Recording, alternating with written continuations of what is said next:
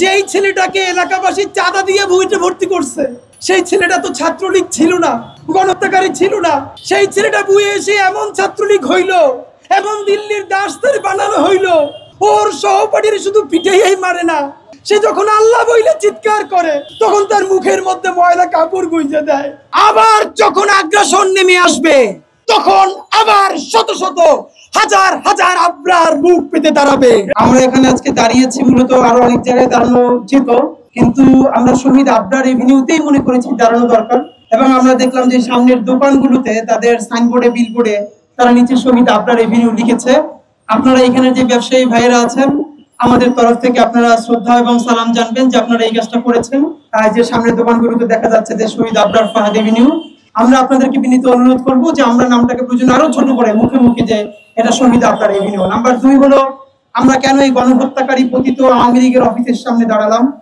আসলে আমরা আওয়ামী লীগের অফিসের সামনে দাঁড়াই নাই, আমরা দাঁড়িয়েছি যেই বিল্ডিং এ বসে বাংলাদেশের পিলখানার মধ্যে ঢুকে পিলখানা মেসাকারের সাক্ষীরা বলেছেন তারা দেশপ্রেমিক সেনাবাহিনীকে যখন হত্যা করা হয় তখন হিন্দি ভাষী অফিসারদেরকে সেখানে উপস্থিত দেখেছেন, এবং যারা সাক্ষী দিয়েছেন তারা আমাদেরকে বলেছে আমরা সরকারের কাছে বিনীত অনুরোধ করি আপনারা দ্রুত পিলখানা কমিশনের চূড়ান্ত রিপোর্ট প্রকাশ করুন।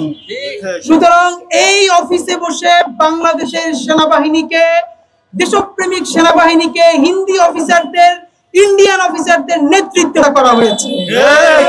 শাপলা গণহত্যার দিন আপনারা দেখেছেন কিভাবে মুহুর্মুহু গুলি করা হয়েছে। শুধু তাই না, এই অফিসের নির্দেশনার সামনে কোরআন শরীফ গুলো পুড়িয়ে দিয়ে, ফুটপাতের দোকানগুলো পুড়িয়ে দিয়ে কওমি মাদ্রাসার বাচ্চাদের নামে চালিয়ে দেওয়া হয়েছে যে ঢাকায় আগত কওমি মাদ্রাসার বাচ্চারা কোরআনে আগুন দিয়েছে, দোকানে লুটপাট করেছে। এবং আওয়ামী লীগ যে একমাত্র এটা পারে এবং তা করে, তার সর্বশেষ প্রমাণ আপনারা দেখেছেন। হাসিনার কল রেকর্ড ফাঁস হয়েছে, সে বলেছে যে বললাম একটা কিছু পোড়াইতে, ওরা সেতু ভবন পোড়াইয়া দিল। এর মানে বিটিভি পোড়ানো থেকে শুরু কইরা, মেট্রো রেলে আগুন লাগানো থেকে শুরু কইরা, বাংলাদেশের জুলাই গণহত্যায় শুধু না, গত 15 বছরে যত মন্দিরে হামলা হয়েছে, যত উপাসনালয়ে হামলা হয়েছে, যত ভবনে আগুন লাগানো হয়েছে, প্রত্যেকটা হাসিনা এবং তার স্বামী দিল্লির নির্দেশে করা হয়েছে।